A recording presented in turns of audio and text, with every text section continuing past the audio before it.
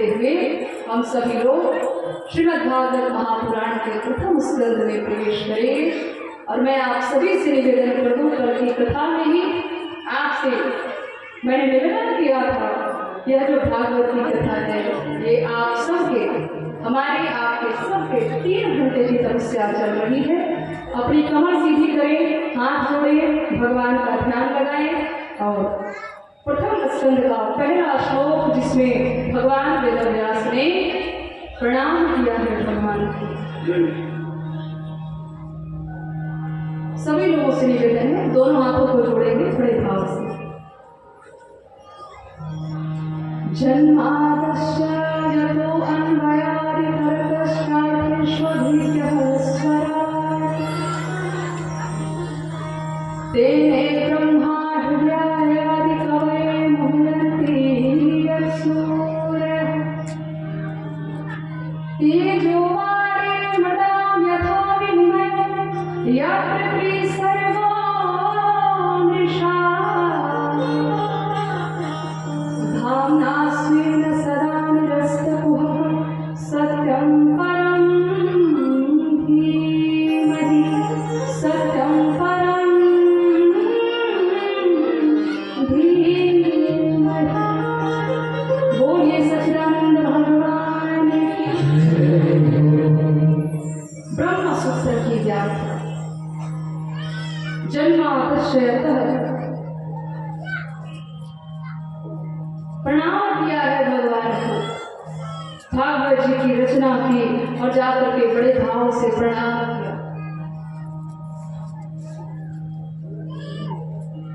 कैसे परमात्मा को प्रणाम कर रहे हैं? वो परमात्मा जो स्वतः सिद्ध ज्ञानवान है, जो स्वयं अपने प्रकाश से प्रकाशित है।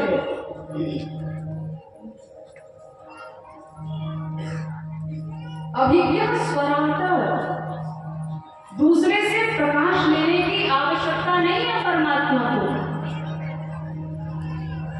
हम आप सभी लोग घर में बैठे हो, रात्रि का समय हो, अचानक से लाइट चली जाए, हमारी आंखों में यद्यपि रोशनी है फिर भी हम अपने बगल वाले को नहीं देख सकते। देख पाएंगे? नहीं देख सकते।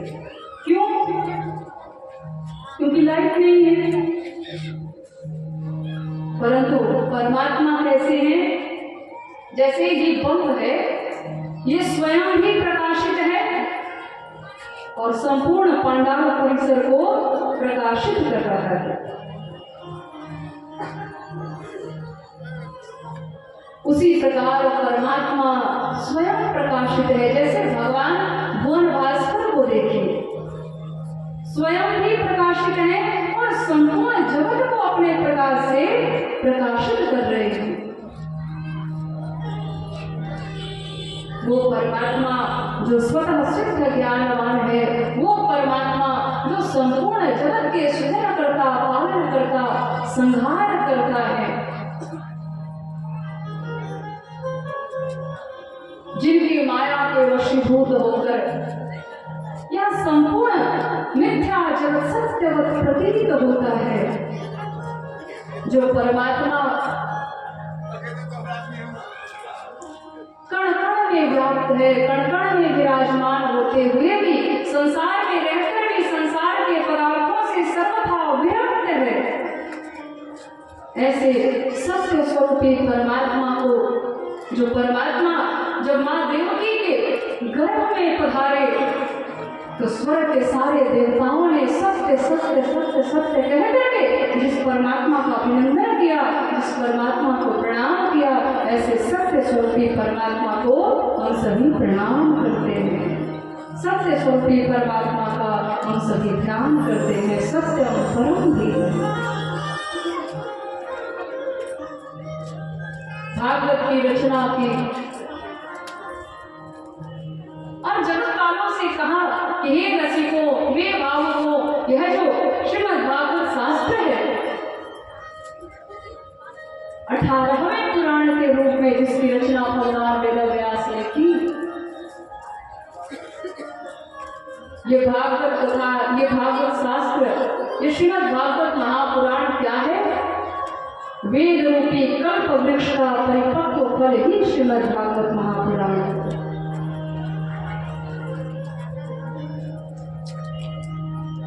भगवान वेदव्यास कहते हैं, हे रसिको, हे भावुकों, जितना हो सके मैंने भागवत रूपी फल को प्रकट कर दिया है। अब जितना हो सके इस फल को पियो। ये बड़ा ही मीठा फल है। अब मीठा कैसे है? फल कितना मीठा है इसका सबसे बड़ा पारखी तोते को माना जाता है ना। तोता यदि किसी फल में चोंच मार दे तो हम बिना चखे ही समझ जाते हैं कि ये फल मीठा है। हे रसिकों, ये ऐसा फल है जिसमें शुकदेव रूपी तोते ने अपनी चोंच मार दी है। इस फल को चख लिया है, निसंदेह ये फल जो है अत्यंत मीठा है। इसे पियो जितना हो सके।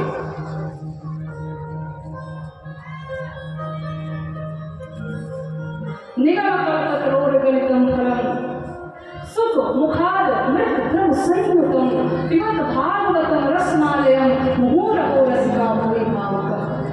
हे रसिको, हे भावुकों, पियो। एक सज्जन ने व्यास जी से पूछा कि व्यास जी, आप कह रहे हैं कि फल को पियो, तो फल कहीं पिया जाता है क्या? फल तो खाने की चीज है ना, फल खाया जाता है और आप कह रहे हैं फल को पियो।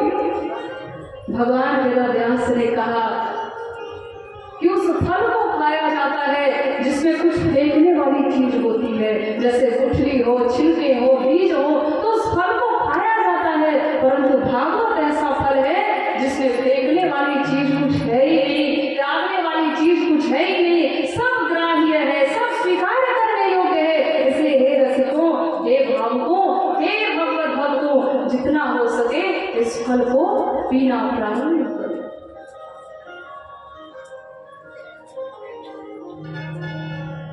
भगवान ने आशीर्वाद दिया, मां भगवती लक्ष्मी ने आशीर्वाद दिया। इन सारी कथाओं को नैमिषारण्य की पावन भूमि पर विराजमान होकर के सूत जी शौनकादिक ऋषियों को जब श्रवण करा रहे थे, उसी के मध्य में शौनकादिक ऋषियों ने 6 प्रश्न किए। कितने प्रश्न किए हैं? 6 प्रश्न। और इन्हीं 6 प्रश्नों में पूरी भागवत कथा समाई हुई है।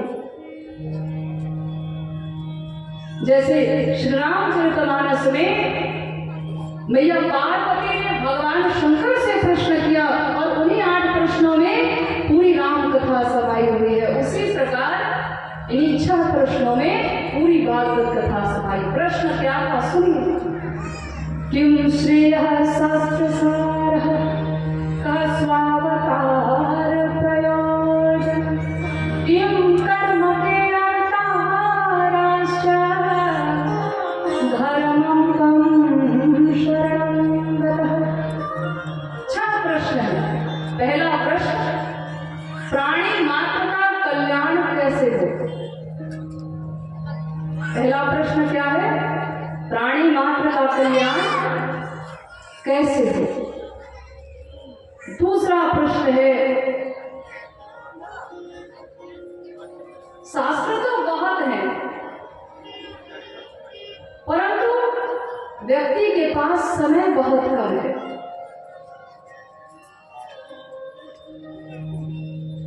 ऐसे में जीव का कल्याण कैसे होगा? और फिर प्रश्न किया कि भगवान के अवतार के क्या कारण है? आखिर भगवान के अवतार हुए तो कितने अवतार हुए?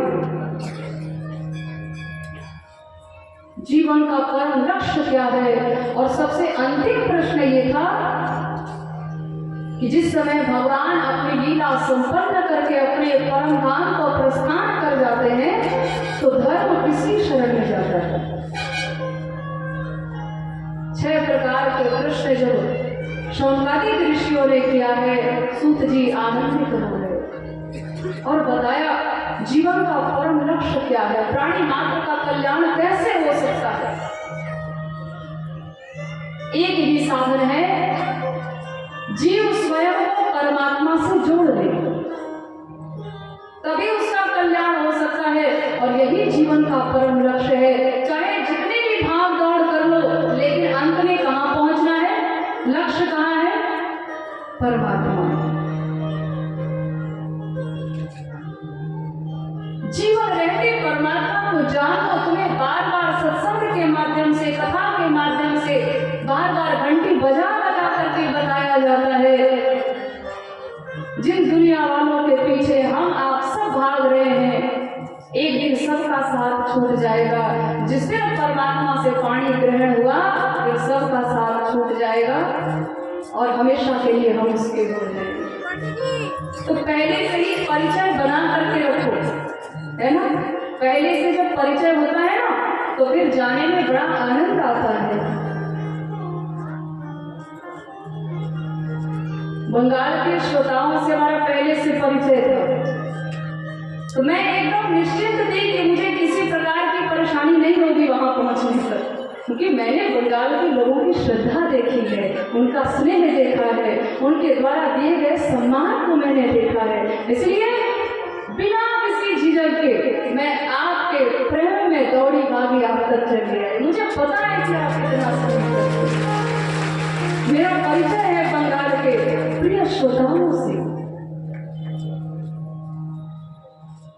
तो परमात्मा के पास जाना ही है, तो क्यों ना परिचय पहले से ही बना लिया जाए। प्रेम खूब कर लो, इतना प्रेम करो कि व्याकुलता बढ़ जाए कि प्रभु कब बुला रहे हो।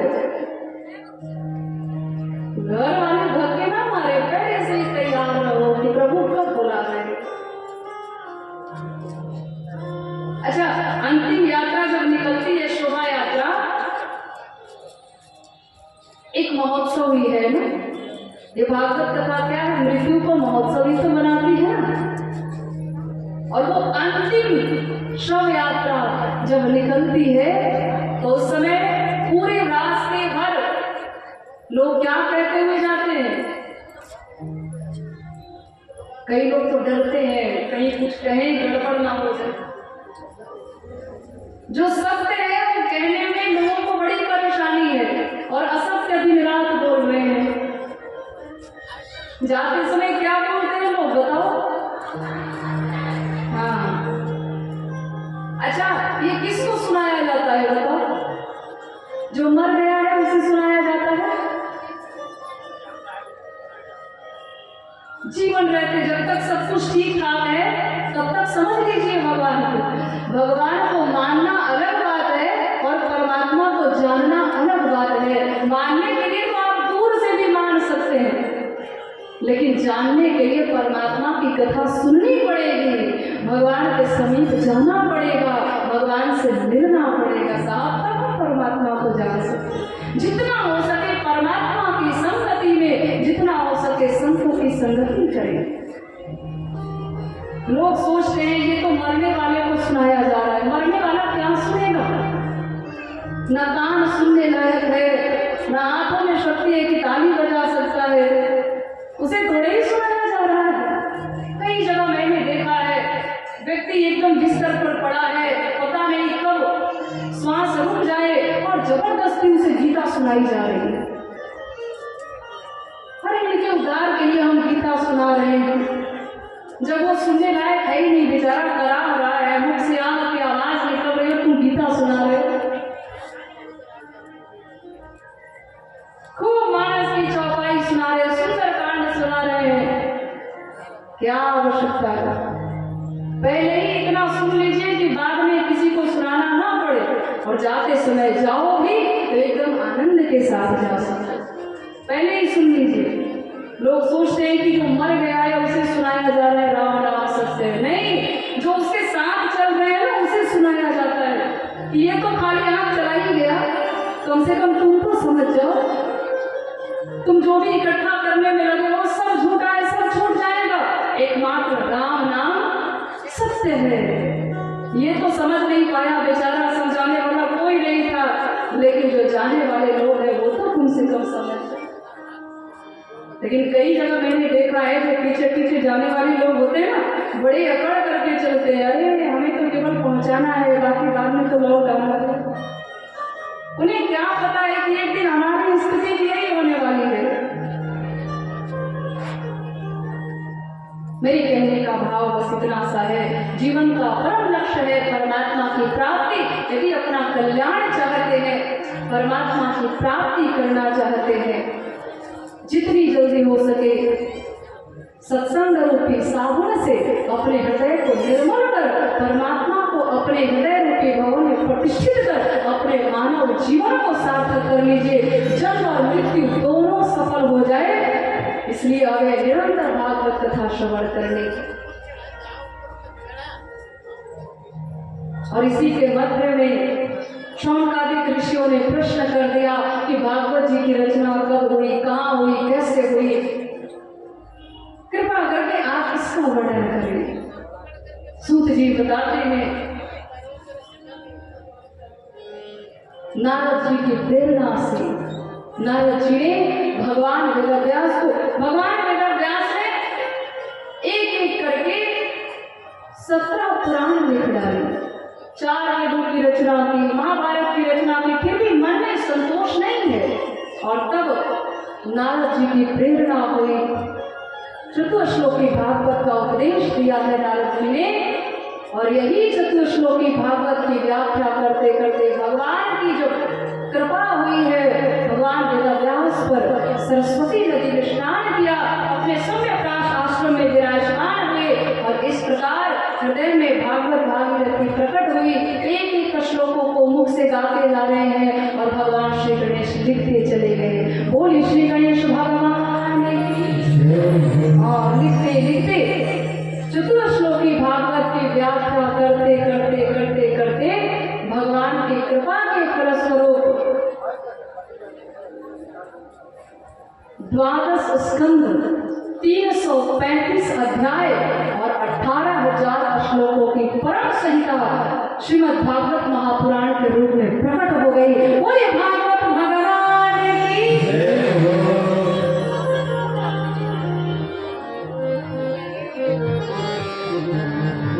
इस प्रकार 12 स्कंद, 335 अध्याय, 18,000 श्लोक की परम संहिता जो प्रकट हुई, भगवान वेदव्यास के हृदय में आनंद प्रकट हो गया। आनंद की गंगा, आनंद की लहर दौड़ पड़ी और अब मन में विचार कर रहे हैं कि कौन सा ऐसा परमहंस हो जो इस भागवत रूपी फल को पी सके। कोई श्रेष्ठ पीने वाला भी तो होना चाहिए ना। खूब बढ़िया पीने वाला होगा तो बड़े प्रेम से पिएगा, और जिसने पीने का स्वाद जाना ही नहीं वो क्या पिएगा।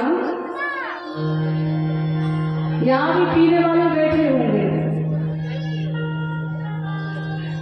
आप में से कोई पीता है भैया? लोग हमेशा जहाँ देखो बस बैठ कर गा रहे हैं, मुझे पीने का शौक नहीं। और आज मैं आपको कह रही हूँ, भागवत की कथा आपको कह रही है कि जितना हो सके उतना पियो, लेकिन क्या पीना है? भागवत रूपी फल को पियो। तुम जो पी रहे हो वो पीने के बाद तुम्हारी अधोगति हो जाएगी, परंतु यहाँ पर जो पिलाया जाता है वो पीने के बाद कभी जीव की अधोगति नहीं होती है, वो परम गति को प्राप्त हो जाता है। इसीलिए पीना है तो भागवत रूपी फल को जम करते हैं। विचार किया कौन है जो पी सकता है? ध्यान आया सुखदेव जी से बढ़िया परमहंस भगवत भक्त, ऐसा भावुक भक्त, ऐसा रसिक तो कोई इस दुनिया में हो ही नहीं सकता। जिस ओर गए थे उधर ही अपने 2-4 शिष्यों को भागवत जी के 2-4 श्लोक रटाए, 10 स्कंद के श्लोकों को रटा दिया और कहा जाओ जिस तरफ सुखदेव जी गए हैं वहां जाकर घूम घूम करके इन श्लोकों का गान करो।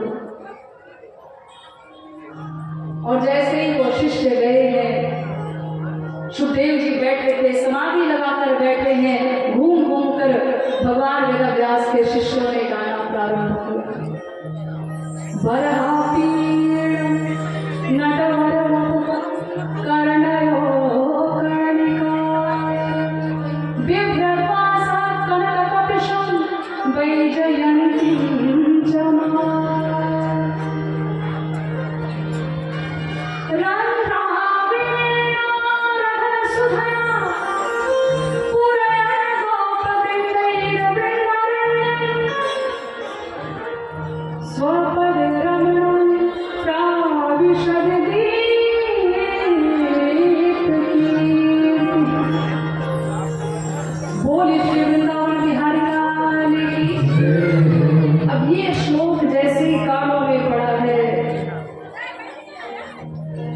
मोर पंख धारण किए हुए वंशी बजाते, मन को लुभाते, गौएं चराते, सुंदर पीतांबर ओढ़े हुए, ग्वाल वालों के मुख से अपने सुंदर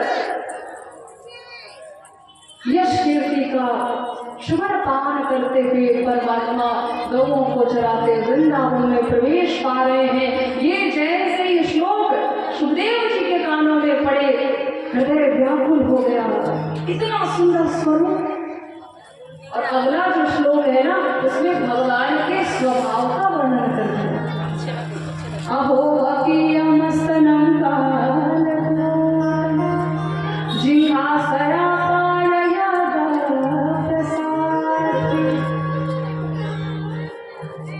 लेहे गतिं धात्रयुचितां तत्त्वन्यं कं वा दयालं शरणं व्रजे।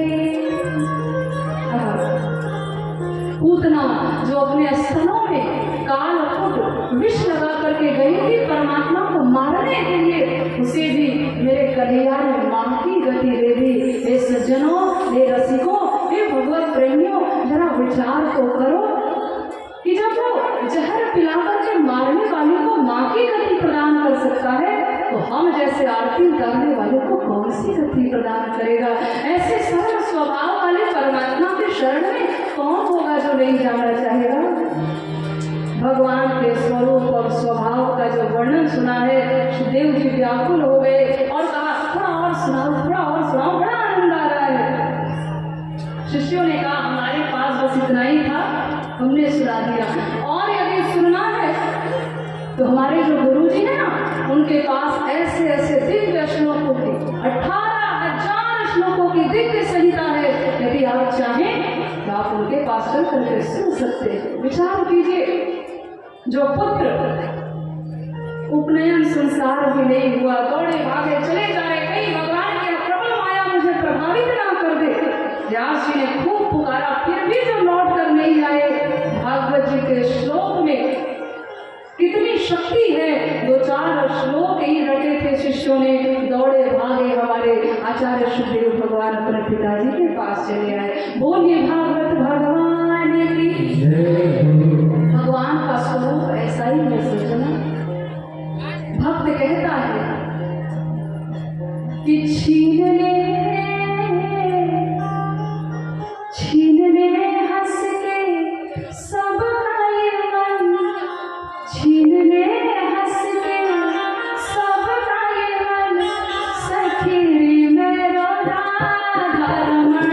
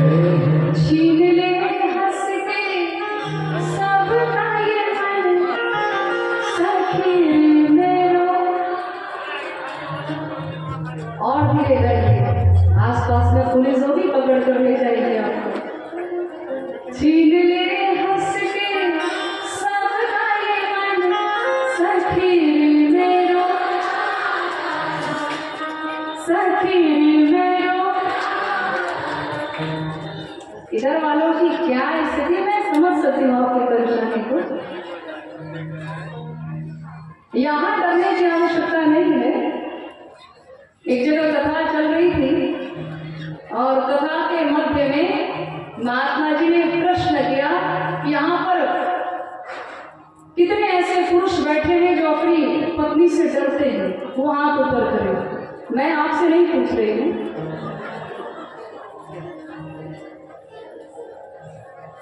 कितने ऐसे पुरुष बैठे हैं जो अपनी अपनी पत्नी से डरते हैं। अब सारे पुरुषों ने अपने हाथ खड़े कर दिए, सबके हाथ ऊपर हो गए।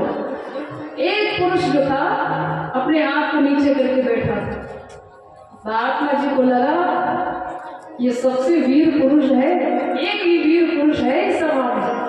मंच पर बुला लिया और बुलाकर के कहा, भाई साहब आप तो बड़े भाग्यशाली, बड़े वीर पुरुष हैं आप, जो इस कलयुग में अपनी पत्नी से नहीं डरते। नहीं तो देखो सारे पुरुषों की क्या दशा है। उस व्यक्ति ने महात्मा जी के कानों में धीरे से कहा, महात्मा जी डरता तो मैं भी बहुत हूँ। अच्छा फिर हाथ क्यों नहीं उठाए? अब आपसे क्या बताऊं, बताया भी नहीं जाता, छुपाया भी नहीं जाता। अब आपसे क्या बताऊं महात्मा जी, डरता तो मैं भी बहुत हूँ। मैं अपनी पत्नी से पूछे बगैर एक भी कार्य नहीं करता। आपको क्या बताऊं, वो भी इसी कथा पंडाल में बैठी है, उससे पूछे बगैर हाथ ऊपर करूं कहाँ पीछे से डंडे करने शुरू।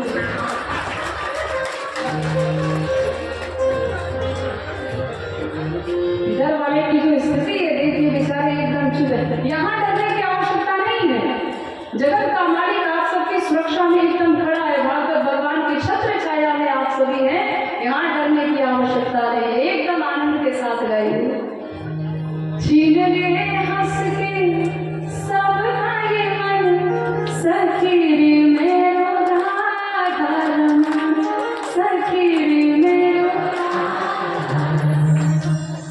धीरे धीरे भयमुक्त हो जाएंगे, है ना। तो इस प्रकार भागवत जी के जो परम वक्ता है, परमहंस के रूप में आचार्य शुकदेव भगवान, परम रसिक के रूप में आए और बड़ी ही सुंदर आचार्य परंपरा से आचार्य शुकदेव भगवान को यह दिव्य भागवत की कथा प्राप्त हुई, जिन्होंने राजा परीक्षित को गंगा के तट पर बैठ करके श्रवण कराया। शौनकादिक ऋषियों ने प्रश्न किया कि भागवत जी के जो परम वक्ता हैं, परम भागवत शुकदेव जी के बारे में तो आपने बता दिया, परंतु भागवत जी के जो परम श्रोता हैं उनके बारे में भी तो कुछ बताइए। उनका जन्म कैसे हुआ? राजा परीक्षित की कथा जब आई है, जब प्रश्न किया है भागवत जी के परम श्रोता के विषय में, तो अब सूत जी ने महाभारत की कथा श्रवण करी। आप सबने महाभारत देखी है?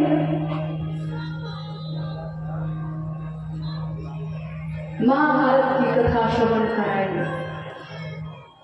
महाभारत के युद्ध का जहां से अंत होता है वहीं से इस कथा को प्रारंभ किया।